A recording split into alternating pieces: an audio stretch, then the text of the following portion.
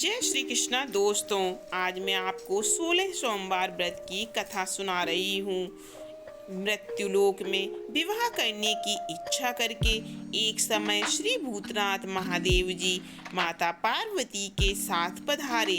वहाँ वे भ्रमण करते करते विदर्भ देशांतर्गत अमरावती नाम की अतीव रमणीक नगरी में पहुँचे।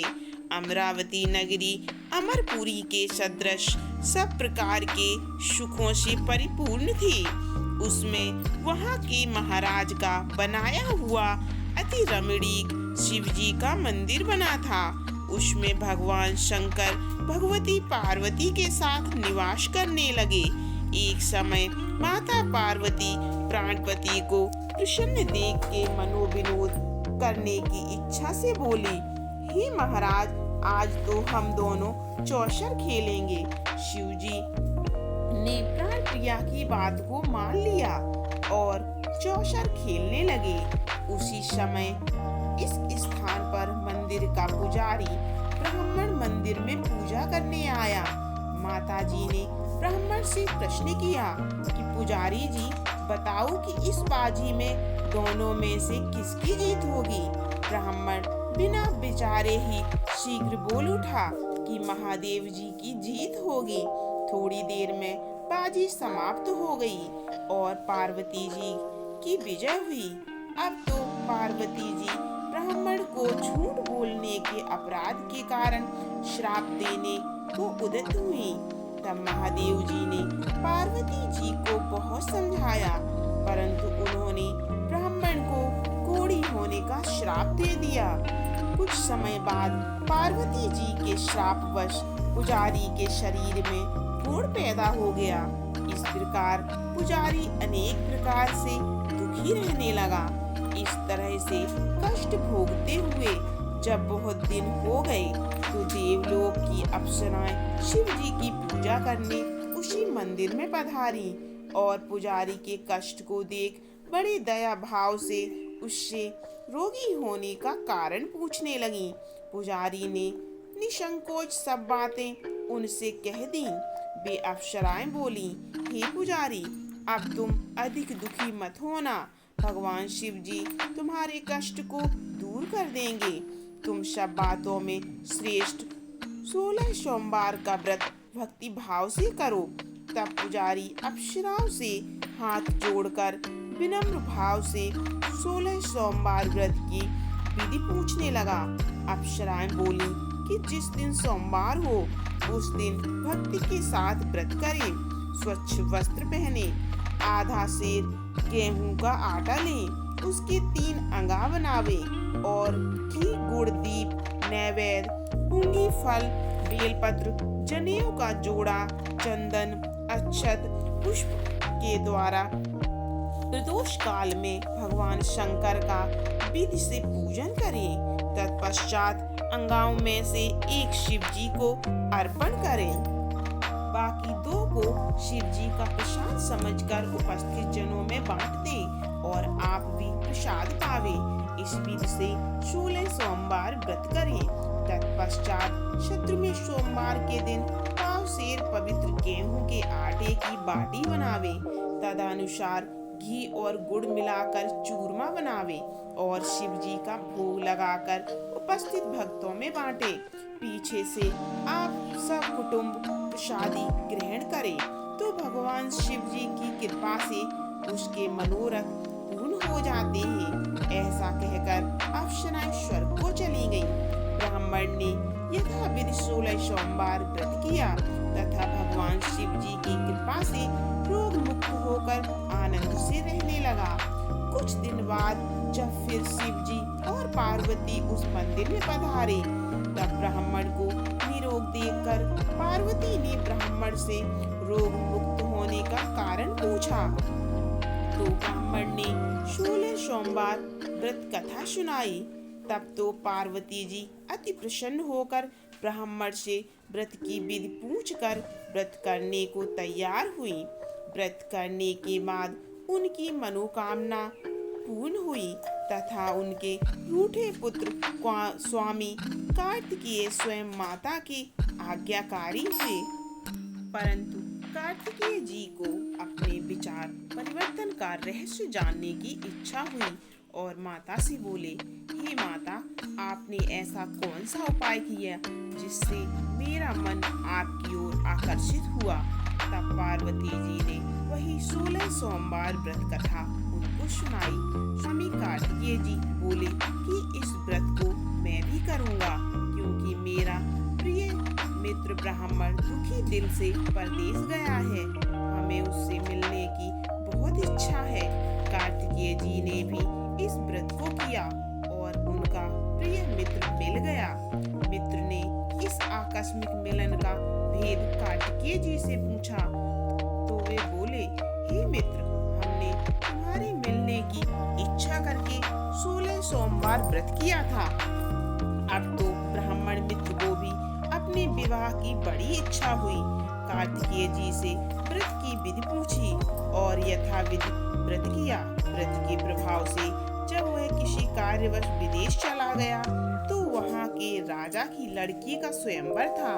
राजा ने प्रण किया था कि जिस राजकुमार के गले में सब प्रकार श्रृंगारित हथनी माला डालेगी, मैं उसी के साथ प्यारी पुत्री का विवाह कर दूंगा।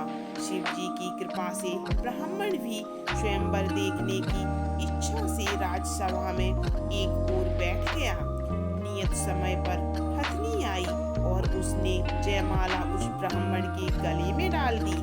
राजा की प्रतिज्ञा के अनुसार बड़ी धूमधाम के साथ कन्या का विवाह उस ब्राह्मण के साथ कर दिया गया और ब्राह्मण को बहुत सा धन और सम्मान देकर संतुष्ट किया। ब्राह्मण सुंदर राजकन्या पाकर सुख से जीवन व्यतीत करने लगा। एक दिन राजकन्या ने अपने पति से प्रश्न किया, हे प्राणनाथ, आपने ऐसा कौन सा भारी पुण्य किया जिसके प्रभाव से हथनी ने सब राजकुमारों को छोड़कर आपको वरण किया। ब्राह्मण बोला, हे प्राण प्रिय, मैंने अपने मित्र कार्तिकेय जी के कथानुसार 16 सोमवार का व्रत किया था, जिसके प्रभाव से मुझे तुम जैसी स्वरूपवान लक्ष्मी की प्राप्ति हुई। व्रत की महिमा को सुनकर राजकन्या को बड़ा आश्चर्य हुआ और वह भी अपने पुत्र की कामना के लिए व्रत करने लगी। शिव जी की दया से उसके गर्भ से एक अति सुंदर, सुशील, धर्मात्मा और विद्वान पुत्र उत्पन्न हुआ। माता पिता दोनों उस देव पुत्र को पाकर अति प्रसन्न हुए और उसका लालन पालन भली प्रकार से करने लगे। जब पुत्र समझदार हुआ तो एक दिन अपनी माता से प्रश्न किया कि माँ, तुमने कौन सा तप किया जो मेरे जैसा पुत्र तेरे गर्भ से उत्पन्न हुआ। माता ने पुत्र का प्रबल मनोरथ जान के अपने किए हुए 16 सोमवार व्रत को विधि सहित पुत्र के सम्मुख प्रकट किया। पुत्र ने ऐसे सरल व्रत को सब तरह के मनोरथ पूर्ण करने वाला सुना तो वह भी इस व्रत को राज्य अधिकार पाने की इच्छा से हर सोमवार को यथाविधि व्रत करने लगा। उसी समय एक देश के वृद्ध राजा के दूतों ने आकर उसको एक राजकन्या के लिए वरण किया। राजा ने अपनी पुत्री का विवाह ऐसे सर्वगुण संपन्न ब्राह्मण युवक के साथ करके बड़ा सुख प्राप्त किया। वृद्ध राजा के दिवंगत हो जाने पर यही ब्राह्मण बालक गद्दी पर बैठाया गया, क्योंकि दिवंगत भूप के कोई पुत्र नहीं था। राज्य का अधिकारी होकर भी वह ब्राह्मण पुत्र अपने 16 सोमवार के व्रत करता रहा। जब 17वां सोमवार आया तो विप्र पुत्र ने अपनी प्रियतमा से सब पूजन सामग्री लेकर शिवालय में चलने के लिए कहा, परंतु प्रियतमा ने उसकी आज्ञा की परवाह नहीं की। दास दासियों द्वारा सब सामग्रियां शिवालय में भिजवा दी और खुद नहीं गई। जब राजा ने शिवजी का पूजन समाप्त किया तब एक आकाशवाणी राजा के प्रति हुई। राजा ने सुना कि हे राजा, अपनी इस रानी को राजमहल से निकाल दे, नहीं तो तेरा सर्वनाश कर देगी।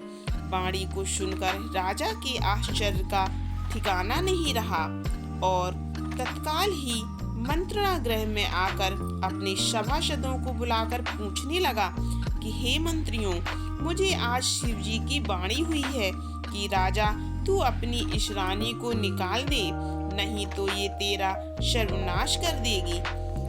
मंत्री आदि सब बड़े विस्मय और दुख में डूब गए, क्योंकि जिस कन्या के साथ राज्य मिला है राजा उसी को निकालने का जाल रचता है, यह कैसे हो सकेगा। अंत में राजा ने उसे अपने यहाँ से निकाल दिया। रानी दुखी हृदय भाग्य को कोसती हुई नगर के बाहर चली गई। फटे वस्त्र पहने भूख से दुखी धीरे धीरे चलकर एक नगर में पहुंची। वहां एक बुढ़िया सूत काट कर बेचने को जाती थी। रानी की करुण दशा देख बोली, चल तू मेरा सूत बिकवा दे, मैं बूढ़ी हूँ, भाव नहीं जानती। ऐसी बात बुढ़िया की सुन रानी ने बुढ़िया के सर से सूत की गठरी उतार अपने सर पर रखी। थोड़ी देर बाद आंधी आई और बुढ़िया की सूत की पोटली के साथ सूत उड़ गया। बेचारी बुढ़िया पछताती रह गई और रानी को अपने से दूर रहने को कह दिया। अब रानी एक तेली के घर गई तो तेली के सब मटके शिव जी के प्रकोप के कारण चटक गए। ऐसी दशा देख तेली ने रानी को अपने घर से निकाल दिया। इस प्रकार रानी अत्यंत दुख पाती हुई सरिता नदी के तट पर गई तो सरिता का समस्त जल सूख गया। तत्पश्चात रानी एक वन में गई। वहां जाकर सरोवर में सीढ़ी से उतर पानी पीने को गई। उसके हाथ से जल स्पर्श होते ही सरोवर का जल नीलकमल के सदृश जल असंख्य कीड़ों में गंदा हो गया। रानी ने भाग्य पर दोषारोपण करते हुए कहा, उस जल का पान करके पेड़ की शीतल छाया में विश्राम करना चाहा। वह रानी जिस पेड़ के नीचे जाती उस पेड़ के पत्ते तत्काल ही गिर जाते। वन सरोवर के जल की ऐसी दशा देख गौ चराते ग्वाले ने अपने गुसाई जी से, जो उस जंगल में स्थित मंदिर के पुजारी थे, गुसाई जी के आदेशानुसार ग्वाले रानी को पकड़कर गुसाई के पास ले गए। रानी की मुख कांति और शरीर शोभा देख गुसाई जान गए यह अवश्य ही कोई विधि की गति की मारी हुई कुलीन अबला है। ऐसा सोच पुजारी जी ने रानी के प्रति कहा कि पुत्री, मैं तुमको पुत्री के समान रखूंगा, तुम मेरे आश्रम में ही रहो, मैं तुमको किसी प्रकार का कष्ट नहीं होने दूंगा। गुसाई के ऐसे वचन सुन रानी को धीरज हुआ और वो आश्रम में रहने लगी। आश्रम में रानी जो भोजन बनाती उसमें कीड़े पड़ जाते, जल भर के लाती तो उसमें भी कीड़े पड़ जाते। अब तो गुसाई जी भी दुखी हुए और रानी से बोले कि हे बेटी, तेरे पर कौन से देवता का कोप है जिससे तेरी ऐसी दशा है। पुजारी की बात सुन रानी ने शिव जी की पूजा करने न जाने की कथा सुनाई तो पुजारी शिव जी महाराज की अनेक प्रकार से स्तुति करते हुए रानी के प्रति बोले कि पुत्री, तुम सब मनोरथों के पूर्ण करने वाले 16 सोमवार व्रत को करो, उसके प्रभाव से अपने कष्ट से मुक्त हो जाओगी। गुसाई की बात सुनकर रानी ने 16 सोमवार व्रत को विधिवत संपन्न किया और 17वें सोमवार को पूजन के प्रभाव से राजा के हृदय में विचार उत्पन्न हुआ कि रानी को गए बहुत समय व्यतीत हो गया, न जाने रानी कहाँ कहाँ भटकती होगी, हमें ढूंढना चाहिए। यह सोच रानी की तलाश करने चारों दिशाओं में दूत भेजे। वे तलाश करते हुए पुजारी के आश्रम में रानी को पाकर पुजारी से रानी को मांगने लगे, परंतु पुजारी ने उनसे मना कर दिया। तो दूत चुपचाप लौटे और आकर महाराज के सन्मुख रानी का पता बतलाने लगे। रानी का पता पाकर राजा स्वयं पुजारी के आश्रम में गए और पुजारी से प्रार्थना करने लगे कि महाराज, जो देवी आपके आश्रम में रहती है वह मेरी पत्नी है। शिव जी के कोप से मैंने इसको त्याग दिया था। अब इस पर से शिव का कोप शांत हो गया है, इसीलिए मैं इसे लिवाने आया हूँ।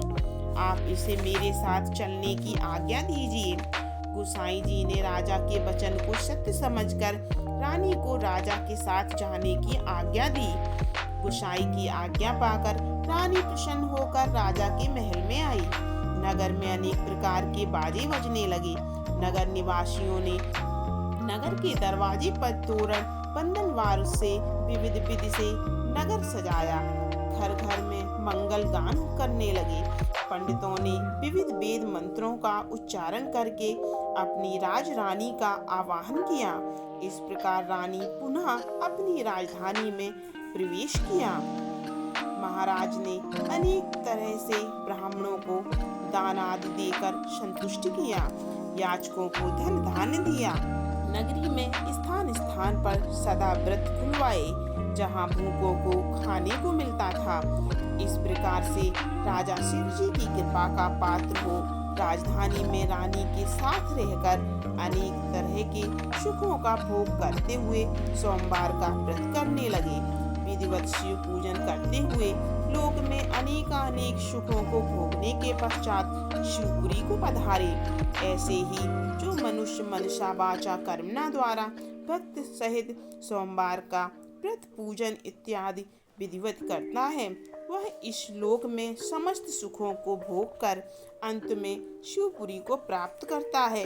यह व्रत सब मनोरथों को पूर्ण करने वाला है।